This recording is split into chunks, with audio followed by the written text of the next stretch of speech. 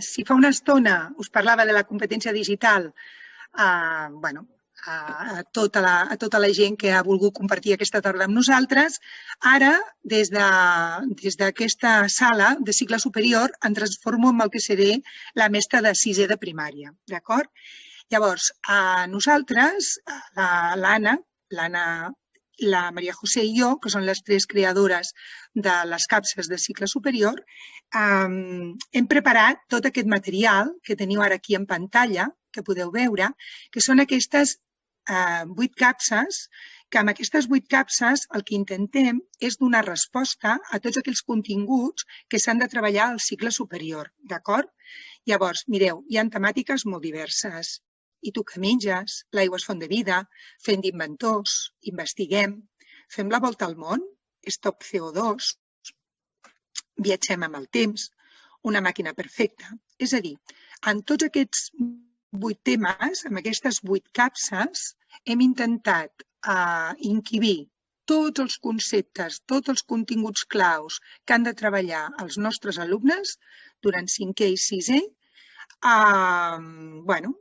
de manera que sigui el més motivadora possible i engrescada. I com ho hem fet això? Doncs mireu, ho hem fet a través d'uns reptes, que ara us intentaré explicar el contingut de cada una d'aquestes capses. Però abans d'explicar-ne les que avui les que hem pensat que podríem explicar, m'agradaria fer una mica d'esment al tipus de materials que hi ha darrere de la capsa, perquè no és només la capsa, és tot el que d'acord? Mireu, per una banda hi ha el quadern de l'alumne. El quadern de l'alumne, jo penso que és una eina que dona molta seguretat i fermesa a l'alumne, ja que li permet anar-se autoavaluant. És com una mena de guia. No és el típic quadern d'exercicis, perquè no respon a això, sinó que és aquella eina que li dona sentit a tot el desplegament que es va fent en parella, a vegades en grup o de vegades individualment. Llavors, amb el quadern és aquest material que l'alumne té aquest diàleg directe amb el seu propi treball. També li permet fer la seva autoavaluació. Per tant, és un material que jo crec que, sobretot per alumnes que tenim una mica dispersos, li pot anar molt i molt bé. Després tindríem la capsa d'aprenentatge. La capsa d'aprenentatge és es presenta el projecte, després us en explicaré dues i ja veureu com funcionen, i tots els materials que comporta la pròpia temàtica. Jo avui, per exemple, us parlaré de l'aigua és font de vida, d'acord? És una de les capses que avui en parlaré. Doncs trobarem materials propis d'aquesta capsa. Doncs hi haurà una proveta, hi haurà, per exemple, una lupa. Per què? Perquè amb aquesta capsa el que volem és que els alumnes es converteixin en investigadors. Han de fer unes recerques, han de fer un camp de treball, d'alguna manera, una tasca molt determinada en un indret a prop de l'escola. Per tant, tots aquests materials són els que configuren aquesta capsa, d'acord? Per altra banda, altres recursos que té la capsa i que jo trobo que són molt necessaris, per exemple, quan fem el treball col·laboratiu, portar a dins de la capsa hi ha una sèrie de targetes, que us estic mostrant aquí en pantalla, on els alumnes han de fer diferents rols. Doncs el portaveu, el coordinador, el secretari, l'animador, l'organitzador. I aquests rols van canviant. Doncs cada capsa té aquests càrrecs, aquest material, diguem-ne, que t'ajuda a l'hora d'organitzar tot el que seria un treball en equip. Un altre dels aspectes que jo també crec que van bé és les rúbriques. Aquesta rúbrica de com hem treballat. Aquest treball, no només tu, sinó també com treballes amb el teu grup, com et valoren els altres. Doncs tot aquest material, totes aquestes peces, estan dins de la capsa d'aprenentatge. Després, uns altres materials que hem elaborat i que vosaltres hi teniu accés són els recursos digitals. Tot allò que he parlat en la sala anterior, aquí es tracta de tenir un recull de materials audiovisuals, multimèdies, actualitzats amb les activitats que nosaltres us proposem. Clar, què ens passa avui dia a les escoles? És veritat que internet hi és tot, sí, però requereix temps per buscar aquest material, que sigui l'adequat, que tingui el format que et va bé, que tu puguis descarregar. Nosaltres, tot això, ja us ho hem fet, diguem-ne. Hem fet tot aquest treball previ perquè cada activitat va amb el seu recurs i, per tant, vosaltres hi teniu accés. D'acord? Més coses que aportem amb aquest plantejament i amb aquests materials. La programació. Depèn de l'escola, doncs nosaltres us ofertem la programació. Quines són les activitats, com estan programades, com estan pensades, si són per parelles, si són en un grup, si són individuals. Hem tingut molt en compte a l'hora de programar quina és la seqüència des de l'experiència, perquè tant l'Anna com la Maria José o jo mateixa estem treballant amb nens a l'aula cada dia. Per tant, entenem que, que segur que el que nosaltres us proposem us pot anar bé a vosaltres, perquè estem tocant cada dia aula.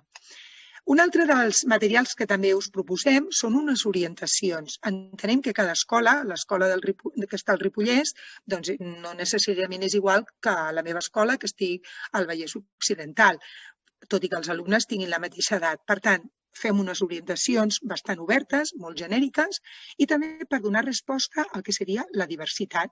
A les aules tenim nens de molts tipus. Per tant, a part de tenir una programació, hi ha unes activitats que són orientatives perquè vosaltres us pugui encaixar en funció de la vostra dinàmica de classe. A vegades una mateixa activitat amb un grup funciona i amb un altre no. Per tant, pensem que això també ho havíem de tenir en compte i havíem de donar resposta. Per altra banda, hi hauria les rúbriques. Cada vegada més estem utilitzant les rúbriques dins de les nostres aules. A vegades aquestes rúbriques són també durant el procés, no és només al final, sinó que també ens ajuda a veure com està evolucionant l'aprenentatge en els nostres alumnes. Doncs tenim rúbriques de diferents tipus i en diferents dimensions. I també un aspecte que us volia comentar, que també hi és el tema del solucionari. És a dir, aquest quadernet que nosaltres presentem a l'alumne, us facilitem a vosaltres com a professors la resposta. Algunes són obertes, òbviament, perquè hi ha algunes que sí que són tancades perquè hi ha una solució clara o bastant clara, però d'altres poden ser més obertes, doncs també teniu aquest material al vostre abast. Molt bé, doncs ara, si us sembla, us comentaré dues de les capses, ja que, com hem explicat abans, en aquests 4 webinars que hem anat fent, cada vegada n'hem explicat dues. Jo avui us en parlaré.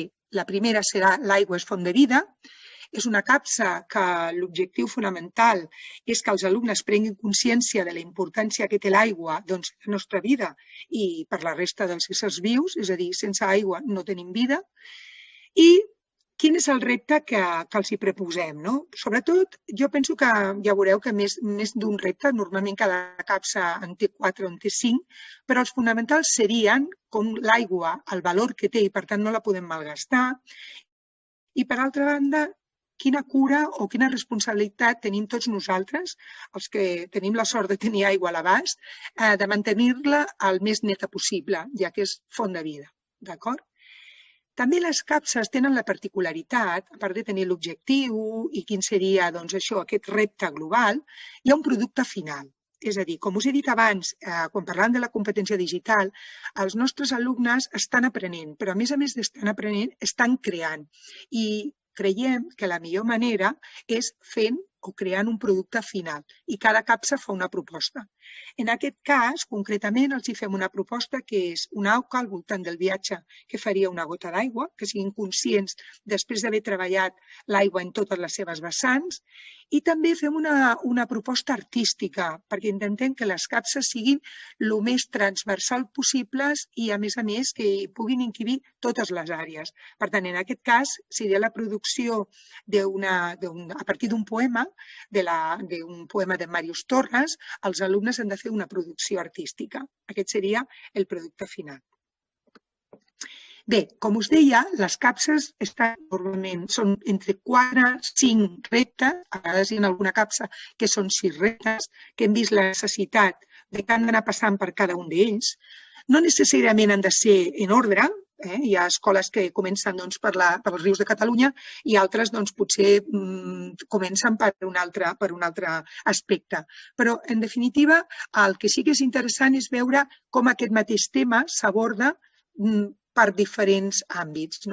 En aquest cas seria els rius de Catalunya, primer un coneixement de quins són els nostres rius, després la importància de mantenir els rius nets, com us deia abans, fent un treball de camp, la productivitat dels rius al llarg de la història, en el segle XVIII, el segle XIX i a principis del XX, amb les colònies, aterrar en una colònia tèxtil, la colònia Vidal, concretament, i al final aquest camí d'una gota d'aigua, donar-li valor a l'aigua. Mireu, jo us he triat un parell d'activitats, unes quantes activitats de cada una de les capses. En aquesta, concretament, fixeu-vos, és aquesta que us comentava, a partir, els alumnes han d'observar el seu entorn més immediat i identificar si hi ha una riera, si hi ha un petit rierol, si hi ha el que tinguin a l'abast, veure com està aquest entorn aquàtic. Llavors, el que proposem és fer una sortida amb el professor i amb els companys, identificar, per això aquests materials que us deia al principi, la proveta, la lupa, observar com està aquest espai. I al final, el que pretenem amb aquesta activitat és que els alumnes adoptin aquest espai i se'l facin seu.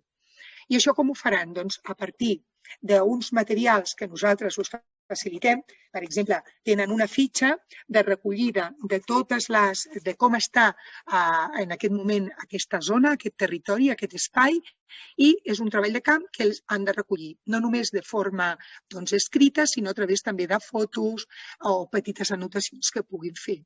Per què? Perquè moltes vegades aquestes activitats tenen una continuïtat després a l'aula. En aquest cas, se'ls proposa que després han de fer un petit vídeo informatiu per la resta de nois i noies de l'escola de com està aquest espai. D'acord? Aquesta seria una de les activitats.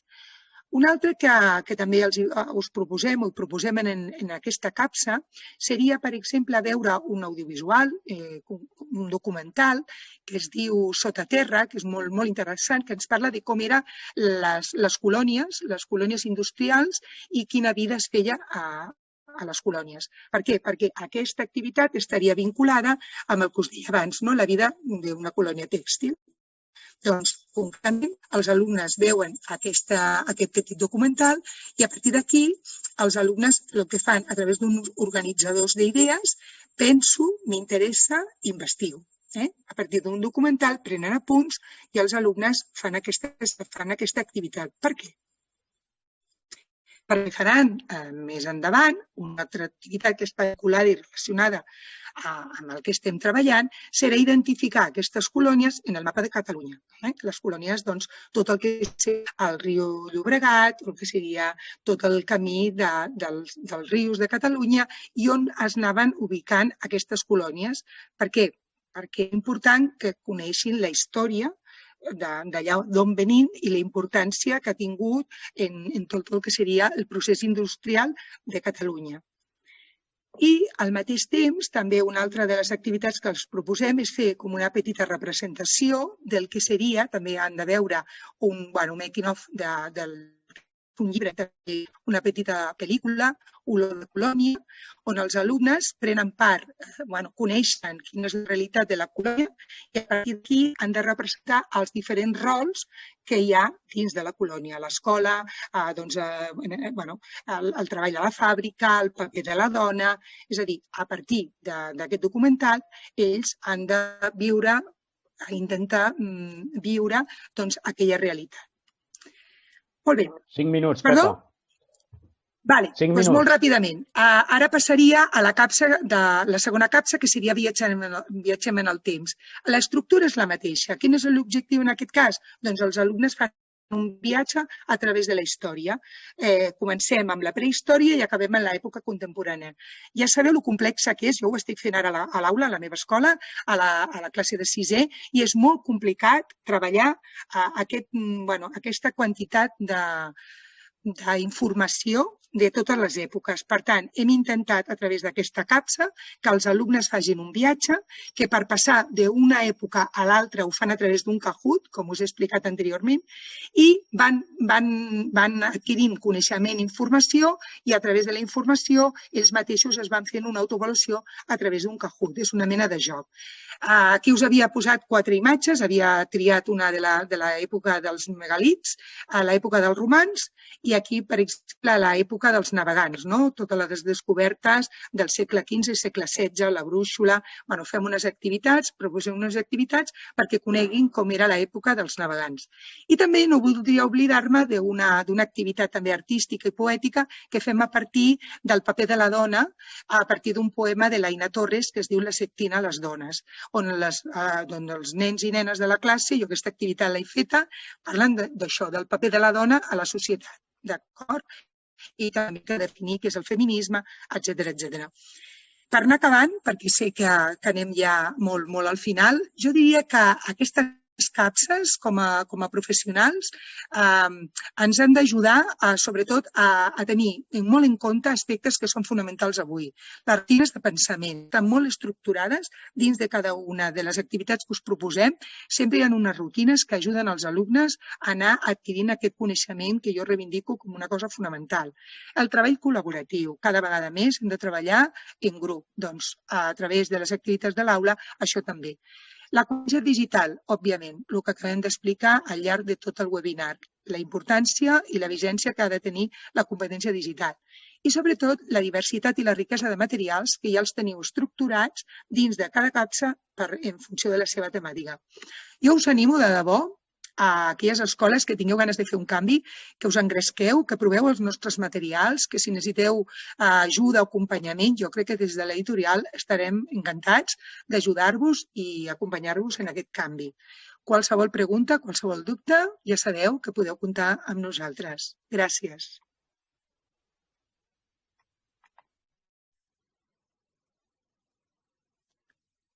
David? Sí, Pepa, tenim encara un minutet i mig. Perfecte. I ens redirigiran a la sala principal.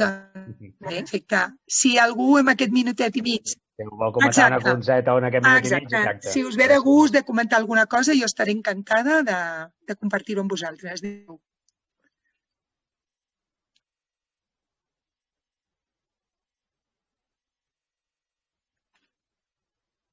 Mireu, són uns materials que portem 2 cursos, 2 anys ben llargs, treballant amb ells, i penso que estan molt actualitzats,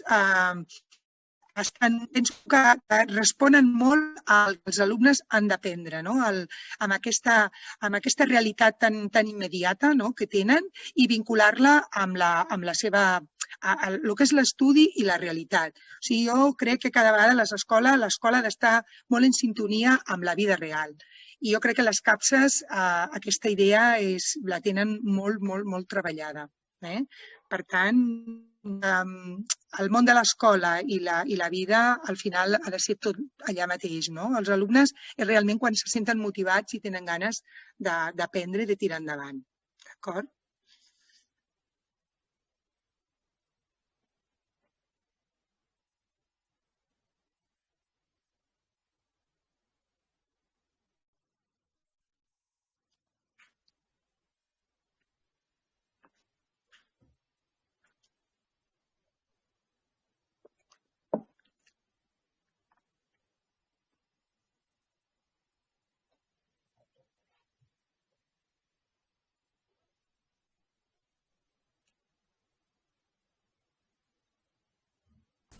Estan preguntant pel preu.